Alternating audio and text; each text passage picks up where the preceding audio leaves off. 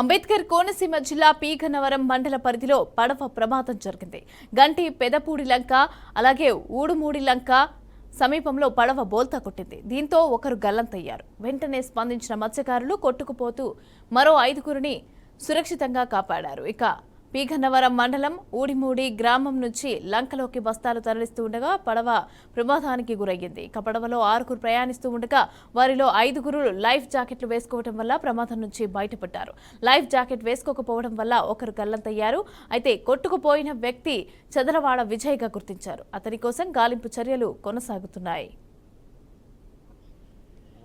ఊడిమూడి దగ్గర boat తిరబడిపోయిందని phone రాగా నేను వెంటనే స్పందించి వేరే బోట్ తీసుకుని వెంటనే బయలుదేరి వెళ్తే అక్కడ ప్రవాహంలో ఒక 2 వ్యక్తులు చెట్టు పట్టుకుని వేలాడుతుండగా వాళ్ళిద్దరిని రక్షించాము.